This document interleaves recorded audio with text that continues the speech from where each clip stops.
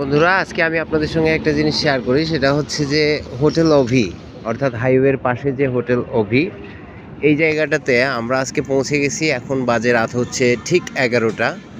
হ্যাঁ, অভি হাইওয়ে এখানে হচ্ছে হানিফ গাড়িগুলো সাধারণত সবগুলো দাঁড়ায়।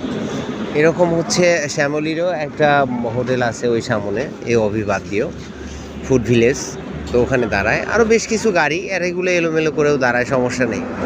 আপনারা যারা ঢাকা থেকে বাসায় আসবেন রংপুরে বা উত্তরবঙ্গের যে কোনো কোথাও, তারা যেটা করবেন দেখেন, সাধারণত কিন্তু আপনারা 10টা-11টার গাড়িতে আসেন, সারা রাত গাড়ির ভিতর ঝাঁকুনি, আর ঘুমটাও সেভাবে হবে না। তো আজকে আমি একটা নতুন জিনিস খেয়াল করলাম যে আমি যদি 7টার বাসে উঠি, 7টার বাসে উঠলে আমি 12টার মধ্যেই রংপুরে ইন করতে পারবো। মোটামুটি রোড ভালো হওয়ার কারণে 5 ঘন্টার ভিতরে আসা যায়। আমি ওই সামনে যে হানিফ গাড়িটা, এটাতেই আসতেছি। তো আমরা 7টায় বাস, সেটা মোটামুটি 7:30টার মধ্যেই ছেড়ে আসছে।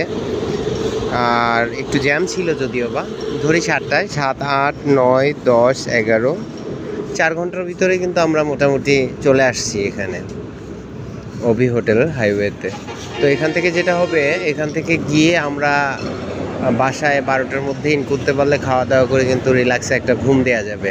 আর সাধারণত যারা লোকাল গাড়িতে আসেন 400-500 টাকা ব্যয় করে, আমি তাদের প্রতি একটা বিষয় যেটা আমি বলার, যে আপনারা হচ্ছে ওখানে এই 500 টাকা ব্যয় না করে সঙ্গে যদি আর 200 টাকা অ্যাড করেন, মেবি হানিফ ছাড়াও অন্য অন্য গাড়ি অনেকগুলো আছে যেগুলা মনে করেন আধা ঘন্টা পর পর গাড়িগুলো ঢাকা থেকে ছাড়ে। এগুলোতে আপনি স্বাভাবিকভাবেই টিকিট পেয়ে যাবেন, যে ধরেন 700 থেকে 800 টাকার মধ্যে।